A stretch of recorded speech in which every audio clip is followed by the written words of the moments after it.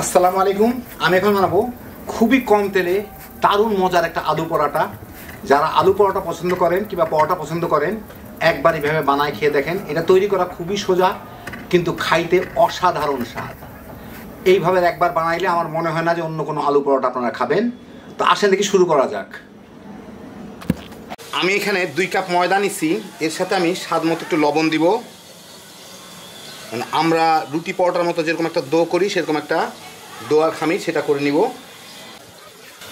একটু পানি, সাথে একটু তেল, এই আধা টেবিল চামচের মতো তেল দিলাম বোধহয়। এখন এটাকে আমি মেখে নিব রুটি পরোটার মতো, যাতে একটা ডো হয়।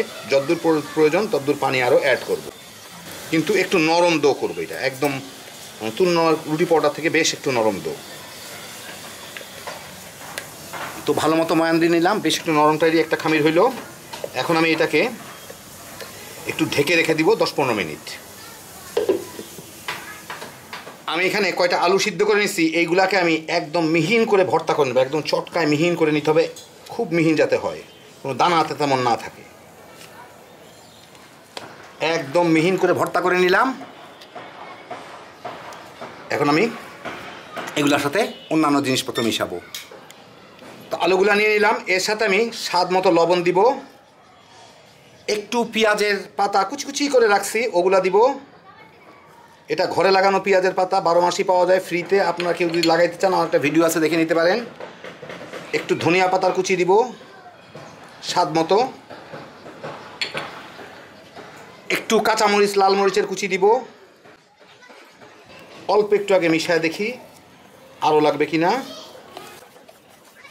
আর একটু মরিচ দিলে ভালো। আর এর মধ্যে অল্প একটু মোজারেলা চিজ আমি গ্রেট করে রাখছি, ওইটা দিব। এটা দিচ্ছি যেহেতু আমি সরিষা তেল ব্যবহার করতেছি না, সেহেতু একটা ফ্লেভার আনার জন্য আর কি। আপনারা যদি কেউ তেল দেন এর মধ্যে, সরিষার তেল ভর্তার মতো, তাহলে আর দেওয়ার দরকার নেই। যাই হোক, এটাকে ভালো মতো মিলাই নিই। মানে মোজারেলা চিজটা না দিলেও হয়, দিলে একটু ভালো আর কি। হ্যাঁ, এটা যথেষ্ট নরম। এটা কিন্তু নরম করতে হবে। যদি শক্ত হয় আপনার আলু ভর্তাটা, তাহলে একটু দুধ মিশায় নরম করে নেবেন, কিন্তু এটা নরম রাখতে হবে। যেরকম ঠিক আমি আটাটা তৈরি করছি, আটা ময়দার খামিরটা, সেরকম কিংবা তার থেকে একটু নরম হয়ে গেল। এখন আমি এটার থেকে ছোট ছোট বল বানায় নিব। আমি একটা পাশে প্লেটটা রাখি, এটার থেকে আমার ছোট ছোট গোল গোল করে পরিমাণ মতো আমি ময়দাটার মধ্যে দিয়ে যতদূর করবো ততদূর এরকম এরকম বল বানায় রেখে দিব সবগুলা। তাহলে আমার কিছু করতে হবে না, বলগুলা ভিতরে ভরে দিলে আমার হয়ে গেল। 15 মিনিট পরে আমার এইটাকে আবার একটু ময়ান দিয়ে নিতে হবে। আমি নিচে ময়ান দিব, আমি এখান থেকে উঠায় এইখানে একটু ময়দা ছড়ায়, এইটাকে নিয়ে একটু ময়ান দিয়ে নিই ভালো মতো।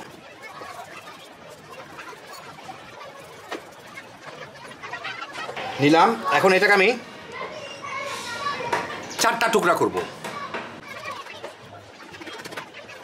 করলাম। এখন এখান থেকে আমি এটাকে সুন্দর করে গোল করে একটু বেলে একটা রুটির মতো করি। নরম লেগে যায়, কিন্তু নরমই রাখতে হবে এটাকে। জাস্ট ছোট একটা রুটি। এখন আমি যেটা করবো হচ্ছে এটার মাঝখানে এইগুলা একটা গোল্লা দিব,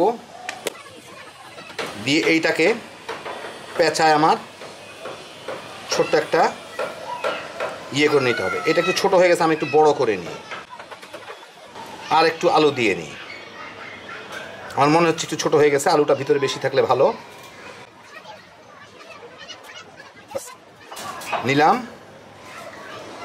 এখন এটাকে আমার বেলার দরকার নাই, এটাকে আমার হাতে রুটি বানিয়ে নিতে হবে, চ্যাপ্টা করে নিতে হবে।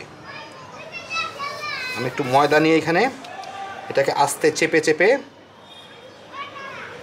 একটা বড় রুটির শেপ দিয়ে নিব, যতদূর বড় করতে পারি।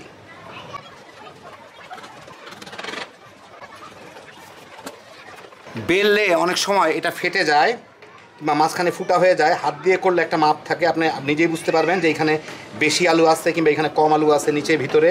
সেই জন্য এটা হাত দিয়ে করে অনেক সুবিধা। যতদূর সম্ভব বড় করে নিলাম। একটু হাতের উঁচা নিচা আছে, হালকা করে একটু বেলুন দিয়ে এটাকে সমান করে দেই। ফুটা টুটা হয় নাই কোনো দিকে, হ্যাঁ সুন্দরই আছে। তো এরকম করে আমি সব কটাকে করে নিব। এই 4টা রুটি যেটা করছি 4টাকেই করে নিব। আমি একটা ফ্রাই প্যান গরম করে ওর মধ্যে দিয়ে এগুলাকে একটু ভেজে নিব, একটু ঝেড়ে ঝুড়ে উপরের আলগাই এগুলা ফেলে দিই।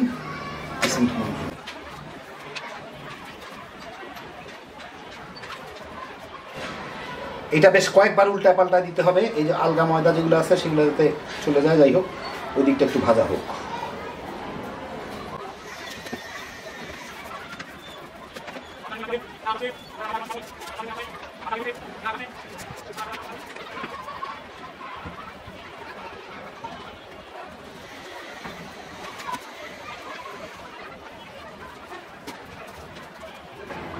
একটু চেপে চেপে দিলে এটা দেখেন বেশ ফুলে উঠে। এখন আমি চাইলে পারেন এর উপরে একটু তেল ব্রাশ করে দিব। দেখেন কি সুন্দর ফুলে উঠছে। তেল ব্রাশ করে এই পিঠটা উল্টায় দিব। উল্টা এখন এই পিঠটাও এই দেখেন বেশ সুন্দর ফুলা টুমা টুমা, দেখছেন কি সুন্দর। এখন এই পিঠটা একটু তেল ব্রাশ করে একবার নাড়াচাড়া করে নিলে আমার হয়ে যাবে। খুব বেশি তেলে ভাজার দরকার নাই। বেশ সুন্দর ডুমা ডুমা করে বললাম হয়ে গেল। এখন এই দিকটা ইয়ে করে নিই, এই দিকটা একটু একটু তেল কম পড়ে গেছে দিয়ে দিই। ওই দিকটা একটু নাড়াচাড়া করে নিলে আমার হয়ে যাবে। বাস দেখেন কি সুন্দর, একদম ফুলা ফুলা রেডি। এখন পুরাটাই ভাজা হয়ে গেল। আমি এখন এটাকে উঠাই নেব। এরকম করে বাকিগুলোকেও ভেজে নিই।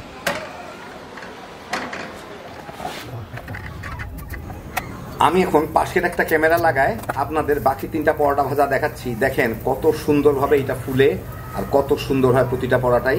3টা পরোটাই আপনাদের আমি টেনে টেনে দেখাচ্ছি। এই পরোটাগুলো একদম ফুলে একদম গুলগুল্লা টাইপের হয়ে যায়।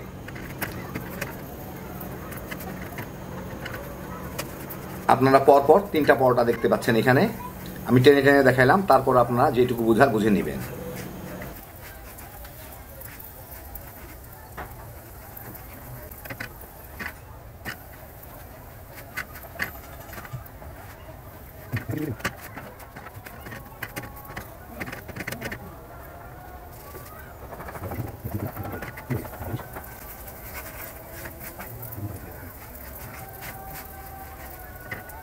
এই শেষ পরোটাটাও ভাজলাম, হয়ে গেল আমার পরোটা ভাজা। এখন আপনাদের আমি এগুলাকে একটু ছিঁড়ে ছিঁড়ে দেখাই ভিতর দিকটা কেমন হইল।